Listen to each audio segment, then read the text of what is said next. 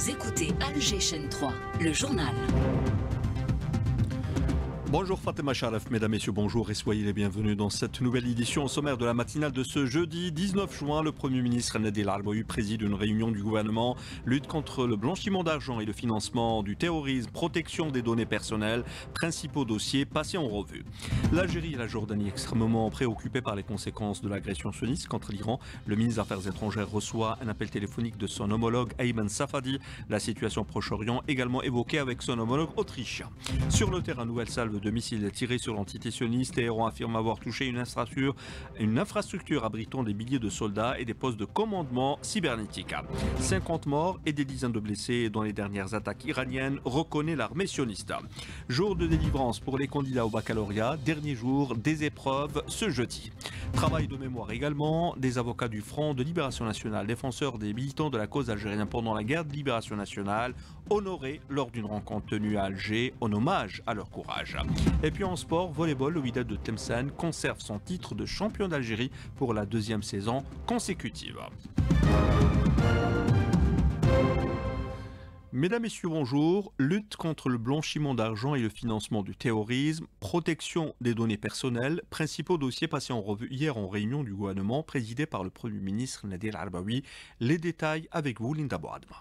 Le gouvernement veut donner un nouveau coup de frein au blanchiment d'argent et au financement du terrorisme. L'exécutif peaufine un projet de loi pour renforcer les textes en vigueur et les adapter aux exigences internationales. Une mise à jour stratégique en phase avec les recommandations du GAFI, le groupe d'action financière. Autre dossier sensible, la protection des données personnelles. Un avant-projet de loi prévoit de renforcer les droits des citoyens et de rapprocher la législation algérienne des standards internationaux. Objectif, mieux protéger la vie privée et mieux coopérer à l'international contre les crimes numériques. Il a été question aussi du foncier, un cadre plus clair en cours pour attribuer des terrains de l'État à des projets immobiliers à caractère commercial. Sur un autre volet, les premières données du recensement national de la production, désormais connues, elles devraient aider à affiner les politiques industrielles, à mieux gérer les importations et à encourager l'export. Et pour finir, lumière sur le cinéma algérien, le gouvernement dévoile un plan de réhabilitation des salles obscures avec en ligne de mire la relance du secteur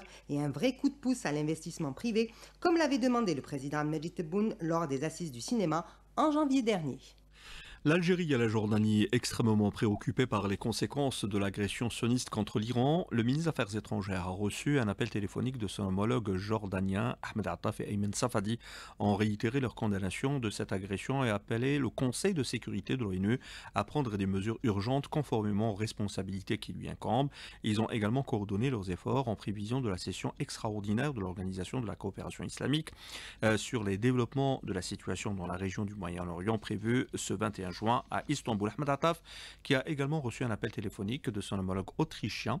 Il y a également eu échange de vues et d'analyses sur la situation actuelle au Moyen-Orient et dans l'espace sahélo-saharien et souligné l'impératif d'œuvrer à la relance du rôle de la diplomatie dans le règlement des crises. Sur le terrain, pour la 7e nuit consécutive, nouvelle salve de missiles tirés pas sur l'entité sioniste. Téhéran affirme avoir touché une infrastructure abritant des milliers de soldats et des postes de commandement cybernétique. Un bâtiment de l'hôpital Soroka au sud de l'entité sioniste s'est effondré. Il a accueilli des soldats sionistes blessés. 50 morts et des dizaines de blessés dans les dernières attaques iraniennes, reconnaît l'armée sioniste. L'armée sioniste qui affirme avoir mené de nouvelles attaques contre des sites sensibles en Iran, un réacteur nucléaire inachevé à Arak notamment.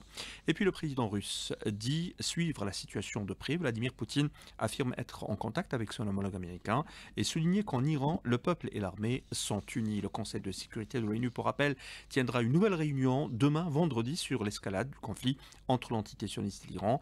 Réunion à la demande de l'Iran, soutenue par la Russie, la Chine et le Pakistan. L'agression sioniste contre l'Iran reste une violation du droit international, affirme Guy Mettan. Il est spécialiste des questions internationales. Il a été contacté par les Estrerini. À mon avis, les ripostes iraniennes aux attaques d'Israël sont tout à fait justifiées. En droit international, il est indubitable que c'est Israël qui a attaqué un pays tiers, donc c'est Israël qui est l'agresseur. C'est tout à fait condamné par la Charte des Nations Unies. Dans le cas précis, l'attaque a été non provoquée, en ce sens qu'il n'y a eu aucun comportement iranien qui justifie au fond cette attaque israélienne. Il s'agit donc d'un pur acte d'agression en violation flagrante de la Charte des Nations Unies. Donc de ce point de vue, la réponse iranienne est parfaitement justifiée. Il y a eu sur le territoire iranien des drones commandos qui sont attaqués aux bases, aux avions, aux rampes de missiles. Et pour Abdallah Akrabawi, analyste palestinien, l'objectif des attaques sionistes sur l'Iran vise à détruire le pays. Il a été contacté par Linda Hamad. Cette agression n'a pas pour seul but de harceler l'État iranien. Je dirais même que ce n'est pas là la véritable raison principale. L'objectif global de cette campagne est de changer le régime en Iran, de renverser la République islamique, voire de démanteler l'État iranien, et de faire reculer la civilisation et l'État iranien de 100 ans, comme ils l'ont fait en Irak, en Syrie, au Yémen et en Libye. Le but est de laisser cette région extrêmement affaiblie face à cet État virtuel. Et 16 martyrs et une centaine de blessés ce matin dans des bombardements sionistes ayant visé des Palestiniens dans l'attente d'aide alimentaire à Gaza. En moins 33 martyrs également dans les mêmes circonstances. C'était hier. Un pays qui a opté pour la normalisation avec l'entité sioniste, le Maroc, puissance occupante au Sahara occidental.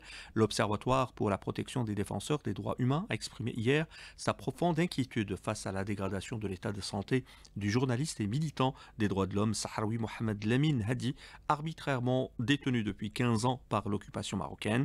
Des défenseurs des droits de l'homme réunis à Genève dénoncent la violation des droits de l'homme par l'occupant marocain Yasterghini.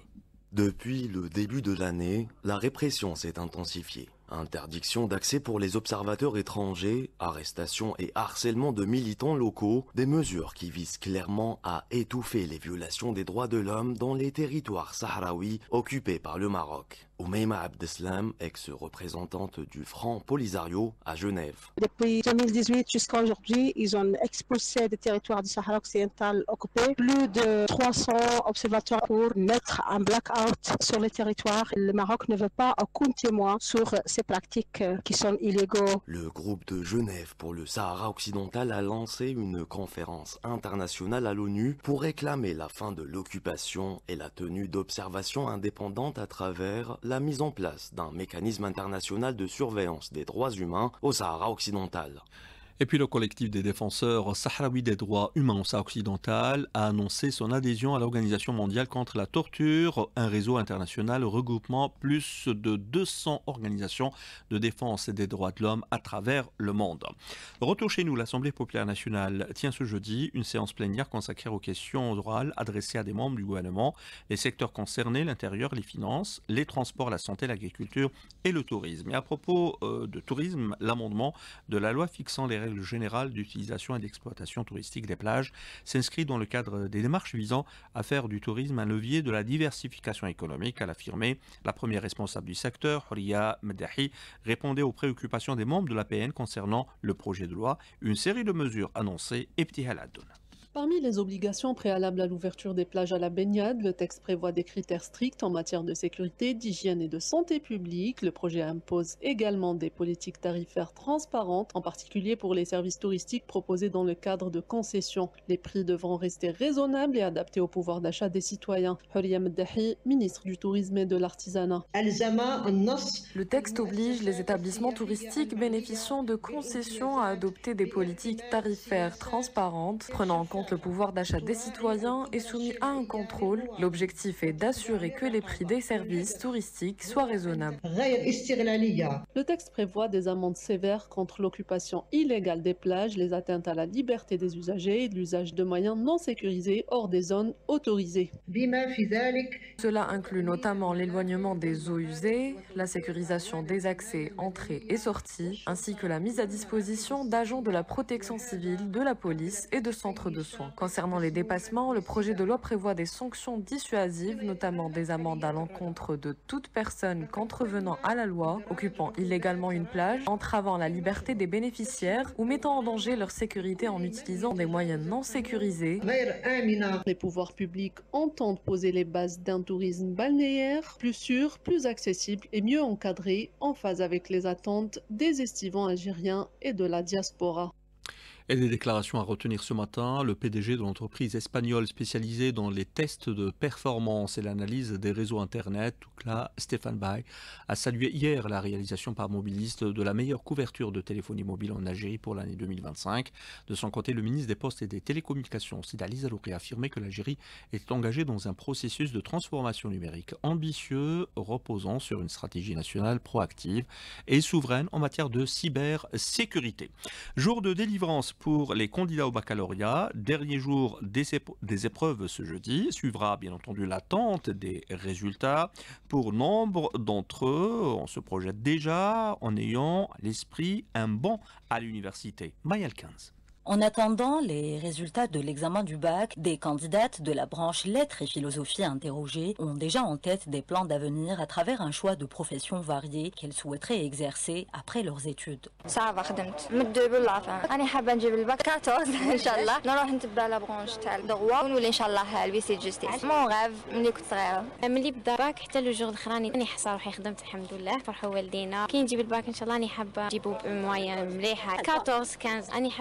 الجامعة العليا للأساتذة باش ندير بروف في الجامعة علوم إنسانية بلا بس كان نحب نفهم الإنسان وش يحس نحب نعاون الناس نحب نجيب الباك موين تتخاص كان نحب ندير افوكات ليدي تاعي ملي كنت صغيرة باش نديفوندي على حقوق الإنسان. Les parents, plus que tout, souhaitent que leurs enfants décrochent le bac avec une bonne moyenne pour plus de chances de concrétiser leurs vœux. بنتي دات لا برانش آداب وفلسفة سهرات وجدات إن شاء الله تجيب الباك نفرح بها أنا حب كان زيد الحاجة اللي حبتها هي. Aujourd'hui, cinquième et dernier jour des épreuves du bac, tous les candidats des branches scientifiques affronteront les sciences physiques le matin et la philosophie l'après-midi. Ceux en langue étrangère, l'épreuve de troisième langue étrangère. Pour les candidats de la filière artistique, ils se pencheront sur l'épreuve des arts, tandis que les élèves en gestion et économie passeront l'épreuve d'économie et management le matin et la philosophie l'après-midi.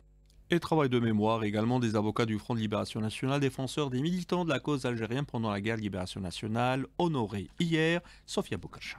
Pendant la guerre de libération, les avocats étaient en première ligne face à la justice coloniale, un engagement risqué, souvent au péril de leur vie. Nordin Joudi, président de l'Association internationale des Amis de la Révolution et ancien diplomate. Les avocats pendant la guerre de libération ont joué un rôle absolument vital, parce que les avocats avaient non seulement la mission de défendre un militant, mais il y avait un autre combat beaucoup plus important. C'est que les avocats avaient à faire face à une magistrature et engagée avec le système colonial. Et nos avocats n'ont pas hésité à risquer leur vie. À l'étranger aussi, des voix se sont élevées pour soutenir la cause algérienne. En France, certains avocats ont choisi de défendre les militants au nom de la justice et des droits de l'homme. Nils Anderson, éditeur et figure importante du soutien à l'Algérie pendant la guerre de libération. Lors de la lutte de libération nationale, il y a eu des hommes et des femmes en France et dans le monde qui se sont engagés pour défendre politiquement, moralement ou idéologiquement la lutte du peuple algérien, aux côtés du FLN, pour une Algérie indépendante.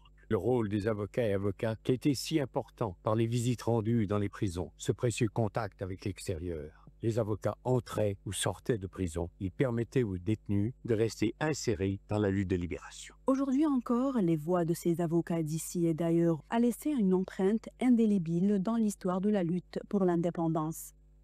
Et c'est la fin de cette édition réalisée par Sid Ali Djilali. Merci à vous de nous avoir prêté attention.